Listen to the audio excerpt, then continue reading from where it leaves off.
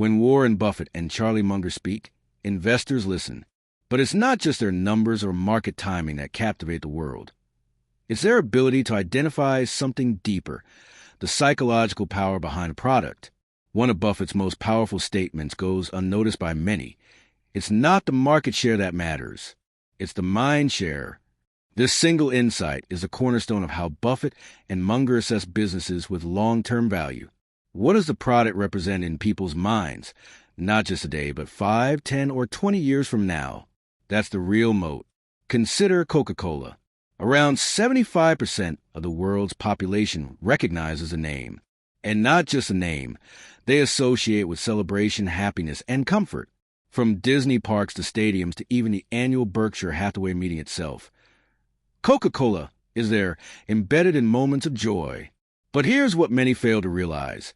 This emotional attachment is far more valuable than any balance sheet line item. The brand occupies space in the consumer's subconscious, reinforced by countless experiences, memories, and rituals. You can't buy that kind of placement with $1 billion or 20,000 sales reps. It's earned over decades, and once earned, it compounds in power. Buffett shares a story. Once, at the top of the Great Wall of China, a Coca-Cola was waiting for him. That level of reach isn't just logistics. It's strategy. It's market psychology executed through infrastructure. In World War II, General Eisenhower requested that Coca-Cola be available to every American soldier within arm's reach. Bottling plants were built just for that purpose. This isn't marketing. It's cultural dominance.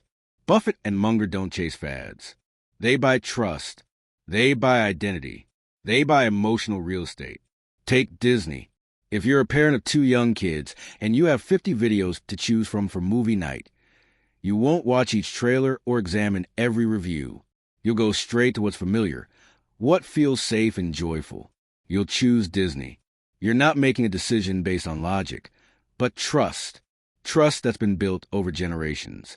And now ask yourself, what would it cost to put a new company into that same mental space? The answer, probably impossible, which is why Buffett says he wouldn't know how to dethrone Coca-Cola even with $100 billion. Their investment in See's Candies tells the same story. Most people wouldn't pay a premium for candy, unless it's that candy, in that box, given on Valentine's Day. People don't want cheap. They want meaning.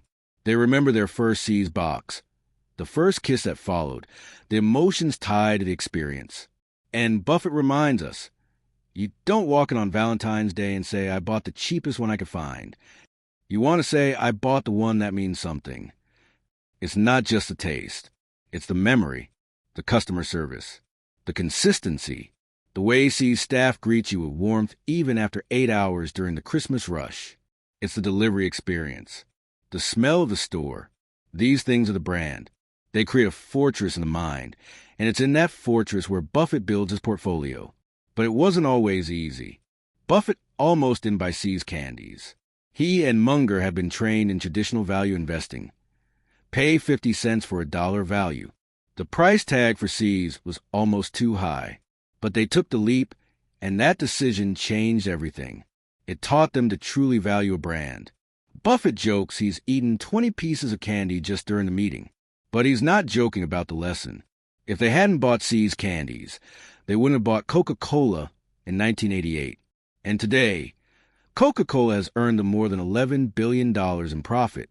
That's the power of learning to see value beyond numbers. Let this sink in. A box of chocolates taught the world's most legendary investor to think differently. Which brings us to an even deeper truth. Learning never stops. Even after decades of studying under great mentors, working 90 hours a week and achieving massive success, Buffett and Munger still say they're learning. And they believe it's that willingness to keep learning, especially from mistakes, that separates lasting success from short-term wins. And you? What are you learning from the brands you support, the investments you choose, the emotions you feel when you reach for a product? There's a reason these legendary investors are followed by millions. It's not just because they're rich. It's because they teach us to see what others overlook. And that starts with paying attention to what you reach for, what you trust, and asking why. A lot of people watch this kind of content every week, but don't even realize they haven't subscribed. Take a moment to check if you are. If not, click that subscribe button, hit the bell, and share this video with someone who still thinks it's all about price and spreadsheets. You might just open their eyes to the real game being played. The story of See's Candies was not just an investment. It was a turning point. Buffett and Munger came face to face with a truth that would reshape their entire approach to value. Sometimes, the price tag doesn't reflect the real value, especially when the value lives in people's hearts. When they nearly walked away from the See's deal over a $25,000 difference, they were still stuck in a mindset of cold arithmetic. But after buying the company, everything changed. The emotional weight of the brand, the loyalty of the customers, the seasonal rituals, the family traditions, those weren't found on a balance sheet. They were found in people's memories. This realization didn't just impact See's. It rewired how Buffett viewed every brand thereafter. Coca-Cola was no longer just a beverage. It was a global ritual. It didn't matter how many brands tried to compete on price or distribution. None of them had the emotional monopoly that Coca-Cola had built over a century. That's why Buffett says, "Give me $100 billion and tell me to take away Coca-Cola's global leadership. I have no idea how to do it." You can't buy that kind of brand power. You can only earn it. Coca-Cola is embedded in human habit, in celebration, in routine. From Tokyo to Rio to Cairo, you'll find a Coke bottle in someone's hand, often next to a smile, a meal, or a memory. And this isn't just nostalgia, it's strategy. Buffett and Munger always ask the same question: will this company still be trusted in a decade? If the answer is yes, it becomes a candidate. But if the answer is maybe, they walk away. Because markets may fluctuate, but human psychology is remarkably stable. People want familiarity. They want ease. They want what they know. Let's go deeper. Buffett isn't just looking for companies with customer loyalty. He's looking for inevitability. Businesses that continue to grow not because of force or flashy ads, but because they become so embedded in culture that opting out feels unnatural. This is what makes See's Candies, Coca-Cola, Apple, and American Express such durable holdings. These are not just products. They're default choices in people's lives. That's the ultimate moat. Now think about your own habits. When you book a flight, which card do you use?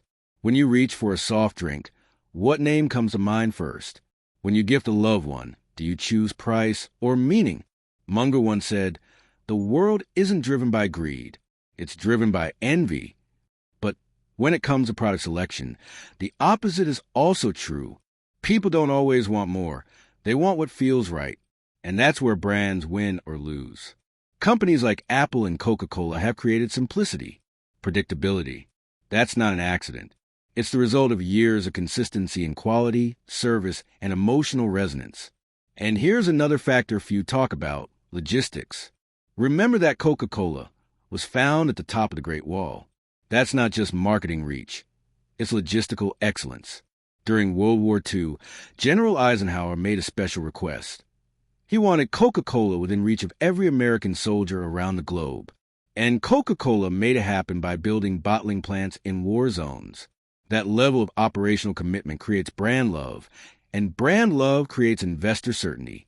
Buffett saw all of this, and he bet on it. But there's more. Think of what Buffett didn't buy. He once invested in a pinwheel company. No matter how hard he worked, the product was doomed. The lesson? Even the best sailor can't survive in the wrong ocean. That's why Buffett warns us. It's not just about swimming well. It's about choosing the right lake. So how do you apply this wisdom in your own investments? Start by asking different questions. Don't just look at charts or market cap. Ask, how does this product make people feel? Is it part of tradition? Would customers notice if it disappeared? Does it simplify people's lives? If you can say yes to these, you may be looking at a Buffett-style business. Now, let's tie it all together.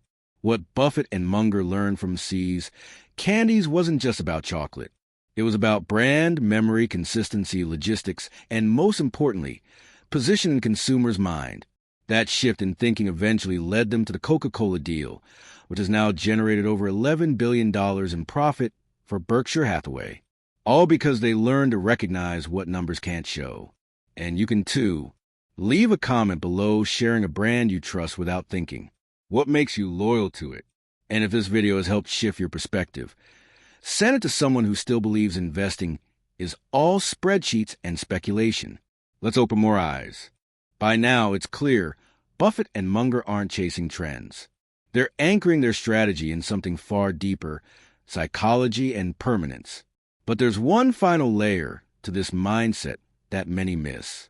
It's not just about brands, memories, or positioning. It's about reputation as an economic asset. Let's break that down. When Buffett speaks of share of mind, he's pointing to something intangible but immensely powerful. It's the space a brand occupies in someone's consciousness, without prompting. The moment you think about soda, Coca-Cola comes to mind.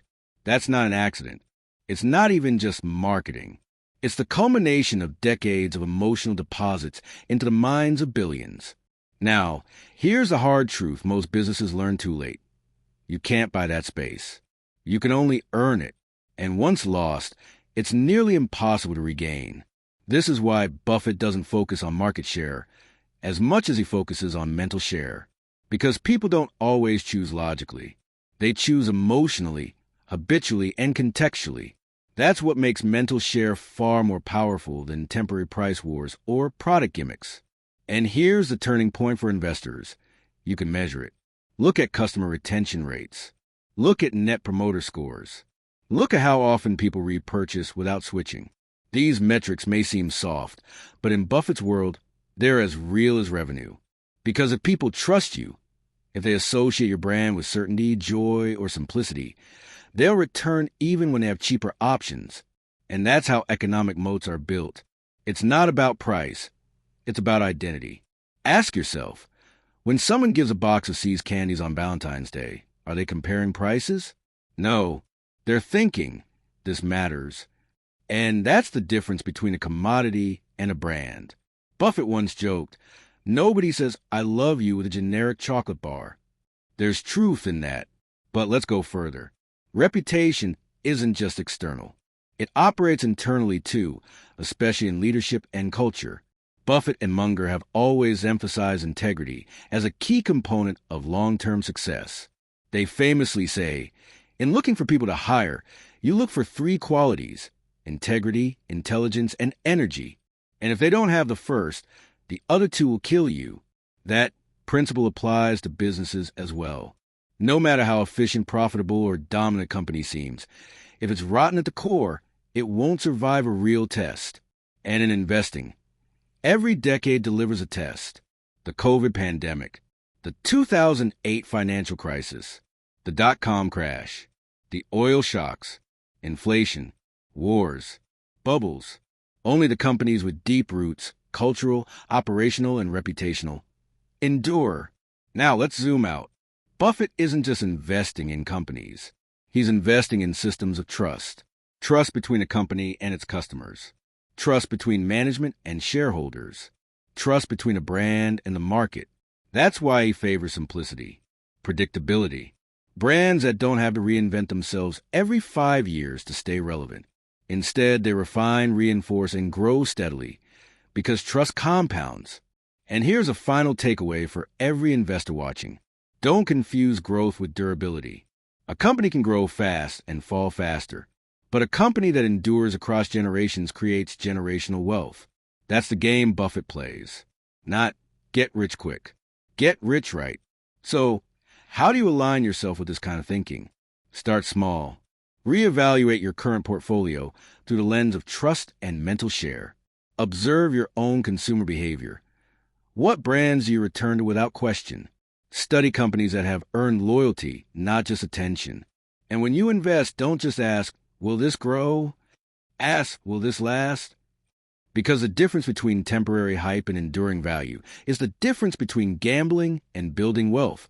And if Warren Buffett, who built Berkshire Hathaway into a $700+ billion empire, keeps reminding us of that lesson, maybe it's time we truly listened. If you've made it this far, you're already part of the 1% who value insight over noise. Let's grow that circle. Share this video with someone who still believes stock picking is about timing the market. And if you found value here, drop a comment below. What brand do you trust enough to hold for a decade?